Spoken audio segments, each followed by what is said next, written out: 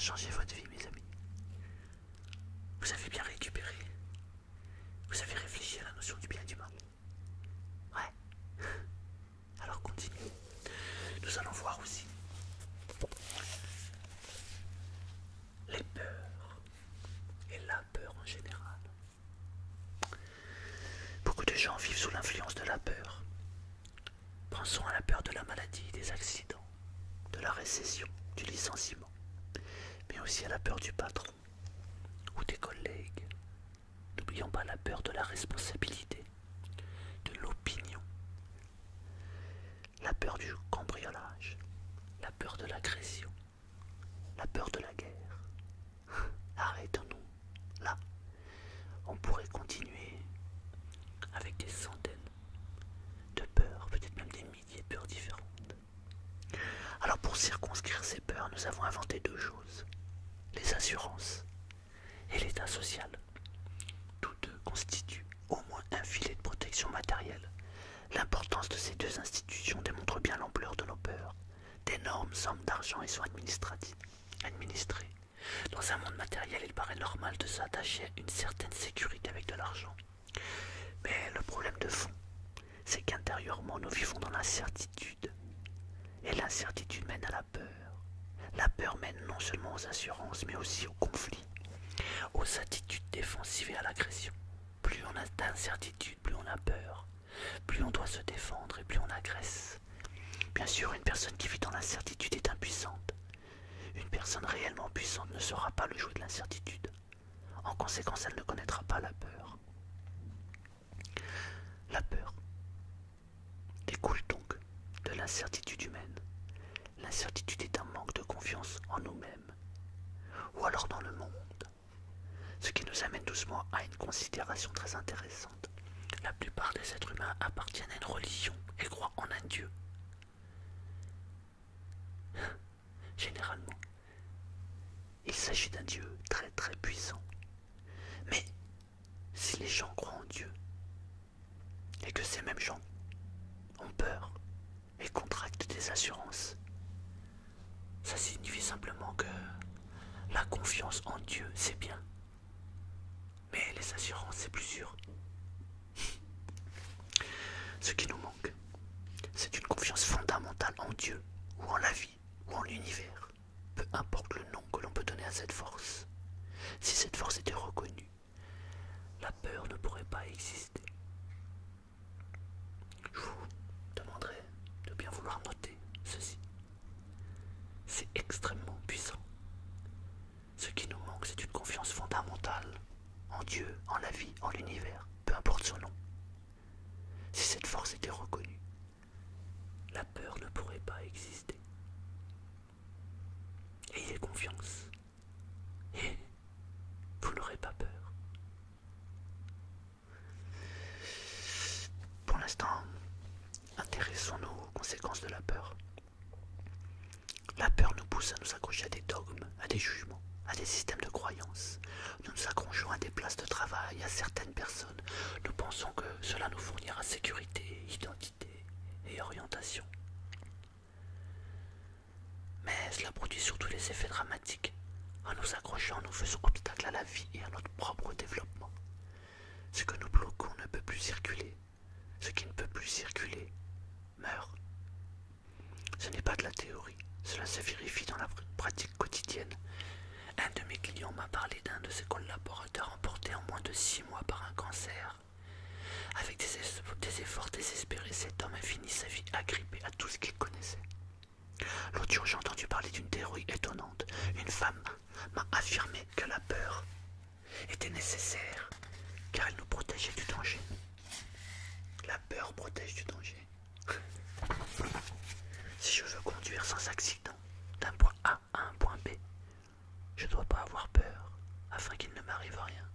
En fait, si, je dois avoir peur pour qu'il ne m'arrive rien. C'est donc ça la logique. C'est évidemment mon inverse qui est vrai. La peur attire ce dont vous avez peur. En focalisant votre énergie sur ce que vous ne voulez pas, vous l'attirez car vous focalisez votre énergie. À quoi la peur pourrait-elle être bonne? La peur est le contraire de l'amour.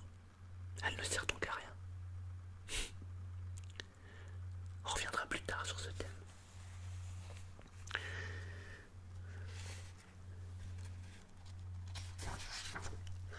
Ensuite, après la peur, il découle une logique implacable qui est le péché. Ce sont les barrières psychologiques qu'on vous a induites qui font que vous bloquez dans votre vie. Le péché joue un rôle important dans la puissance de l'homme. Le péché est extrêmement pratique pour dominer les gens et les rendre dépendants. Ce mécanisme sous-jacent très simple a fait ses preuves depuis des millénaires. On dit aux gens, vous êtes tous des pécheurs, et les gens commencent à avoir mauvaise conscience. Puisqu'ils ont mauvaise conscience, on peut les manipuler. Ceux qui connaissent Marseille, à l'entrée de Marseille quand on prend l'autoroute, il y a écrit sur un des murs à gauche, Jésus est mort pour nos péchés. C'est une manipulation pure et simple. Il est peut-être mort pour les péchés des autres, mais il n'est pas mort pour mes péchés à moi. Je ne vais pas prendre la responsabilité des autres, je prends déjà ma responsabilité. Ça suffit amplement déjà. Je suis venu ici, moi, sur cette terre, pour vivre mon expérience. Pas l'expérience des autres, pas la peur, ni les péchés des autres. J'ai déjà bien à faire avec ma vie. Alors, le point important, c'est que malgré tout, cette personne ne va pas se sentir entièrement lavée. Si elle prenait trop de confiance, vous ne pourriez plus la contrôler. Il faut donc entretenir en elle le sentiment que le péché est une menace constante. Ainsi, la manipulation devient plus aisée. Dans la pratique, ça s'appelle ainsi. On peut se demander qui l'a appelé. Il s'adresse à une foule réunie en prononçant d'une voix solennelle les paroles suivantes. Vous êtes tous des pécheurs. Venez à moi, et je vous montrerai la voie du salut. Ce principe fonctionne incroyablement bien, ce qui est inexplicable. C'est la raison pour laquelle les gens tombent aussi facilement dans le panneau. Pourquoi tant de personnes abandonnent-elles leur pouvoir à d'autres? D'où ces autres prennent-elles le pouvoir de juger ce qui est péché et ce qui ne l'est pas? D'où ont-elles le droit de juger d'autres êtres humains? Le péché n'est pas une loi naturelle, mes amis. C'est une invention de l'homme dans le seul but de dominer son prochain. Aussi longtemps qu'une personne se laissera traiter de cette façon, elle restera impuissante. Ce qui est incompréhensible, c'est que tant de gens abandonnent si facilement leur pouvoir à d'autres. Les religions ont bien compris comment ça fonctionnait. On inculque la notion de bien et de mal. On inculque la notion de péché. Et vous voilà manipulé. Donnant votre pouvoir de créateur aux autres. Même mieux, stoppons votre pouvoir créateur.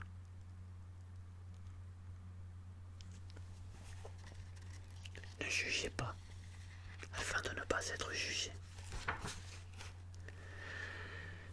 La petite histoire orientale qui suit montre comment transformer un être puissant en une langue misérable et dégénérée. Autant jadis des moutons paissaient paisiblement dans un pâturage. Soudain, des lions surgirent de la forêt et se précipitèrent sur le troupeau. Cette prairie se retrouva embourbée de sang de moutons. Les lions s'installèrent, privant les moutons de liberté. Les moutons s'enfuirent énormément, étant à la merci des lions. Ils se réunirent pour parler de la situation. L'un d'entre eux, intelligent, sagace et astucieux, fit ses réflexions. Par la force, nous ne pouvons pas échapper au lion. Nous ne pouvons pas non plus nous transformer en lion. Mais par contre, faire du lion furieux un mouton, cela c'est possible. Le rendre inconscient de sa nature, cela c'est possible. Les moutons acceptèrent de relever le défi. Le mouton inspiré se mit à prêcher au lion assoiffé de sang. Il s'écria « Oh vous, menteur, insolent, qui n'avez pas conscience de la damnation éternelle. Je possède le pouvoir spirituel, je suis un messager de Dieu envoyé au lion. Je viens comme une lumière pour l'œil obscurci. Je viens instaurer des lois et donner des ordres. Repentez-vous de vos actions blâmables. Oh, vous qui complotez le mal, pensez à votre bien. Celui qui est violent et brutal est un tyran. Les êtres justes se nourrissent d'herbes végétariens plaît à Dieu. Vos dents pointues sont une honte pour vous. Le paradis n'est que pour les faibles. Il est mal d'aspirer au bien-être matériel. Les pauvres plaisent davantage à Dieu que les riches. Au lieu de tuer des moutons, tuez votre moi et vous serez récompensé. Si vous n'oubliez pas votre moi, vous devez être fou. Fermez vos yeux, bouchez vos oreilles, fermez vos lèvres, afin que vos pensées puissent atteindre le plus haut du ciel. Ce pâturage n'est rien. Ne vous percez pas d'illusions. Ainsi parla le mouton rusé. Et ce qui devait arriver arriva. Les lions, épuisés par leur dur effort, commencèrent lentement à adopter la religion des moutons. Ils s'accoutumèrent à manger de l'herbe. Leurs dents s'émoussèrent peu à peu, et le phosphore terrifiant de leurs yeux disparut. Petit à petit, le courage abandonna leur cœur. Ils perdirent le pouvoir de gouverner. Ils perdirent leur réputation, leur prestige et leur fortune. Leur force corporelle diminua tandis que leur crainte spirituelle augmenta. La peur de la mort et du jugement devint les priva de courage. La peur produisit beaucoup de maladies jusqu'ici inconnues. La pauvreté, l'étroitesse d'esprit. Les moutons avaient réussi à endormir les lions. Les lions appelèrent leur déclin la culture morale. La morale de cette histoire, si vous parvenez à persuader quelqu'un de la culpabilité, de la conduite de ça, et que vous réussissez à lui inspirer la peur, vous en faites un être faible que vous pouvez facilement dominer. Si vous voulez fonder une secte, vous disposez à présent de tous les éléments d'une recette millénaire. Ne vous laissez jamais persuader par quiconque que vous êtes un pécheur. Il est beaucoup plus important que vous demandiez pourquoi la personne en question tient tant à faire de vous un pécheur. Demandez-vous également quelle place le péché pourrait bien avoir la vision chrétienne, basée sur l'amour. Il n'y a aucune place, car l'amour inconditionnel et le péché s'excluent mutuellement.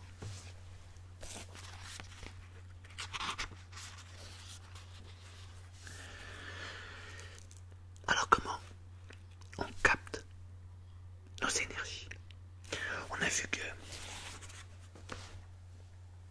le jugement et la notion de bien et de mal divisent le monde et divisent les gens. On voit aussi que la peur est une façon de contrôler nos esprits. Mais comment arrive-t-on à capter toute cette énergie et à nous faire focaliser là-dessus?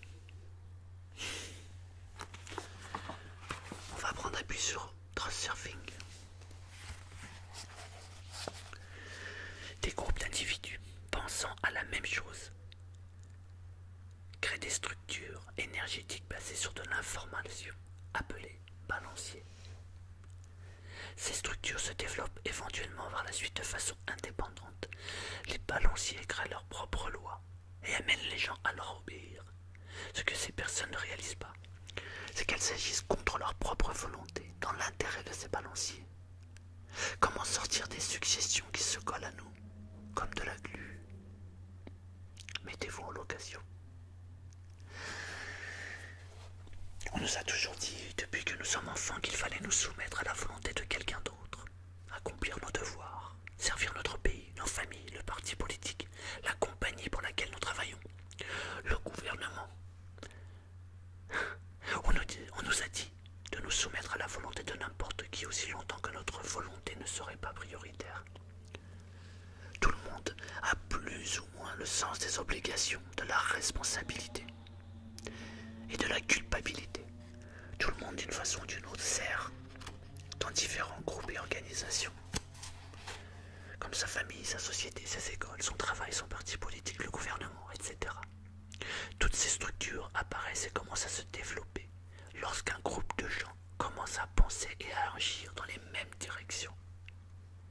Alors de nouvelles personnes rejoignent l'organisation, le groupe, et la structure grandit, se solidifie et oblige ses membres à suivre des règles établies jusqu'au point où la structure est en mesure d'asservir le groupe social à ses volontés. Au niveau de la réalisation matérielle, la structure énergétique est composée de personnes réunies par un même objectif commun. Prenons l'exemple des religions. religion. L'objectif commun d'une religion, c'est de soumettre les autres à sa volonté. Alors plus on a de personnes qui entrent dans cette religion, plus la structure énergétique s'agrandit, plus le balancier se met en route, et plus on va donner son énergie à ce balancier. Pourquoi appelle-t-on ces structures des balanciers? Parce que le balancier oscille plus vite et plus haut. Si les personnes adhèrent, le nourrissent avec leur énergie. Chaque balancier a sa propre fréquence vibratoire caractéristique. Par exemple, vous ne pouvez augmenter son oscillation qu'en appliquant une force à une certaine fréquence. Ce type de fréquence s'appelle résonance. Si le nombre d'adhérents du balancier décroît, l'oscillation du balancier ralentit. Et peut-être même que le mouvement oscillatoire finira par s'éteindre. Quand il n'y a plus d'adhérents pour faire bouger un balancier, il s'arrête. Et en tant qu'entité, il meurt. Voici plusieurs exemples de balanciers morts. Les anciennes religions païennes, les outils de pierre et les anciennes formes d'armes, les anciennes modes et les disques vinyles, en d'autres mots, tout ce qui a existé auparavant et n'a plus d'utilité. Vous êtes probablement surpris. Est-il possible que toutes ces choses soient vraiment des balanciers? Oui. Toute structure dont les caractéristiques principales ont été élaborées par l'énergie mentale de personnes est un balancier. On pourrait dire qu'en général, toutes les créatures vivantes qui sont en mesure d'irradier de l'énergie dans une direction sont amenées à former un balancier énergétique.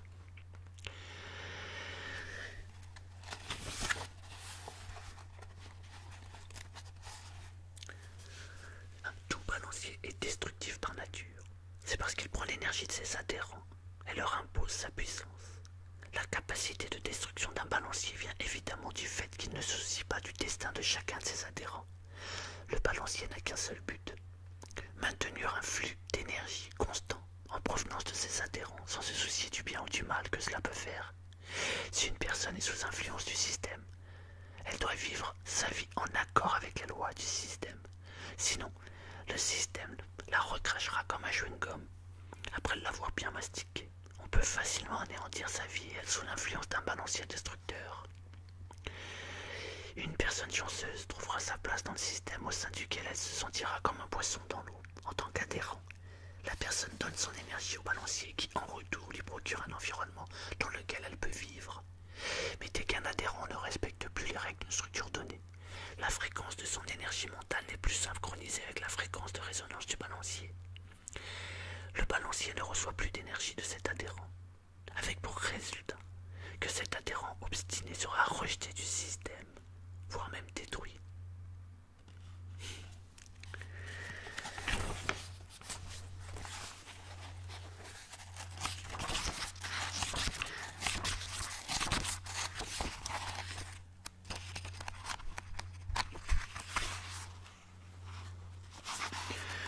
La structure d'un balancier.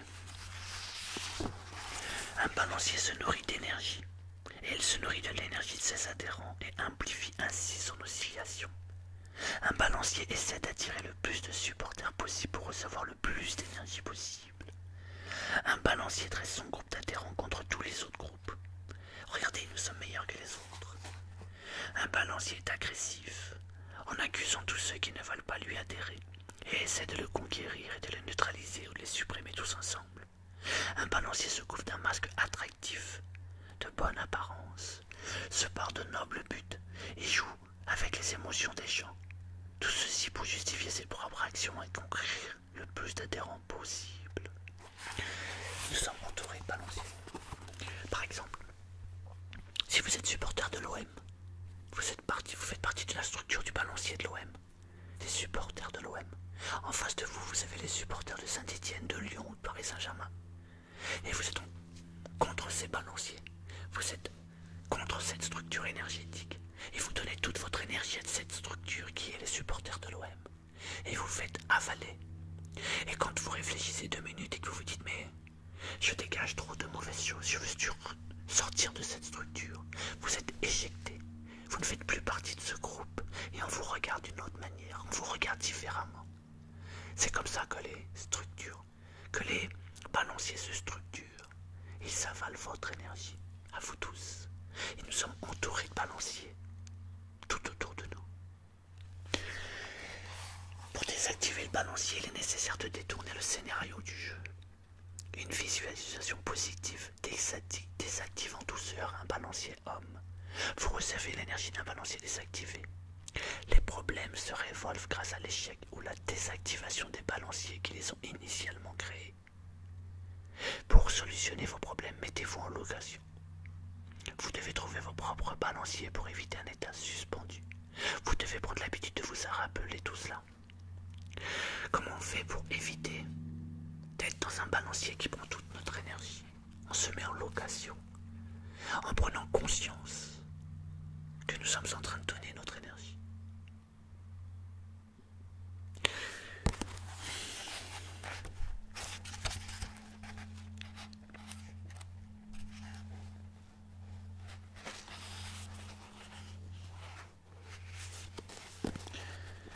Voici une petite histoire de comment arrêter un balancier. Un jour, les membres d'un gang piégèrent un gars avec la ferme intention de lui casser la figure. Celui-ci s'approcha alors du chef de la bande, le regardant avec des yeux de malade mental et lui dit: « Alors qu'est-ce que je te casse? Le nez ou la mâchoire ?» Une telle question était clairement hors contexte. Elle n'allait pas avec le scénario, et le chef en fut déconcerté momentanément. Alors le gars hurla avec enthousiasme malsain: « Ou peut-être que je t'arrache simplement les oreilles ?» En lui saisissant les oreilles, le chef de gang poussa un cri d'agonie. Tout le spectacle que le gang avait l'habitude de donner était tombé à l'eau. Le chef de gang ne pensait plus à massacrer quelqu'un. Une seule pensée le tourmentait: comment libérer ses oreilles de la ferme étreinte de ce fou. Le gang laissa partir le gars, puisqu'il le croyait cinglé, et l'homme du coup échappa à l'effusion de sang. Donc, où que vous soyez, si vous vous retrouvez dans une situation, vous savez qu'il va se passer quelque chose de surprenant, peu importe quoi, quelque chose qui ne va pas dans le sens des événements, le balancier s'arrêtera. En fait, tant que vous agissez en accord avec le scénario donné, vous acceptez le jeu du balancier et lui donnez votre énergie sur sa fréquence. Mais si votre fréquence est très différente de celle du balancier, sa fréquence et la vôtre sont en dissonance, et par conséquent, vous lui cassez son rythme.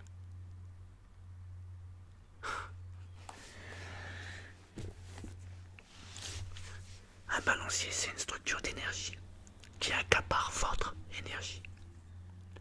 Quand par exemple, vous regardez une émission politique, que vous êtes de gauche et que vous regardez des gens de droite, vous êtes adhérent balancier de gauche. Et inversement, si vous êtes de droite et que vous regardez ceux de gauche, vous donnez votre énergie aux gens de droite. Mais dans tous les cas, vous faites partie du système. Vous faites partie de ce balancier. Et vous donnez toute votre énergie. Mais que vous soyez pour ou que vous soyez contre, vous faites partie du système politique et du système du balancier politique.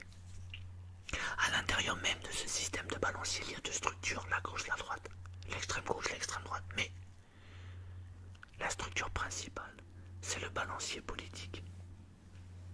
Et que vous soyez pour l'un des partis ou pour l'autre, vous donnez votre énergie pour la même structure, pour ce même balancier. Pour sortir de ce balancier, il faut faire une pause de manière consciente et de se dire: qu'est-ce que je suis en train de faire là? Je suis en train de donner mon énergie de toute façon pour ce balancier. Mais en donnant cette énergie à ce balancier, j'oublie de donner l'énergie à là où je veux aller réellement. Et je me fais aspirer par ce balancier. Faites une pause. On ira un peu plus en profondeur dans la troisième séance. Fin de la deuxième séance.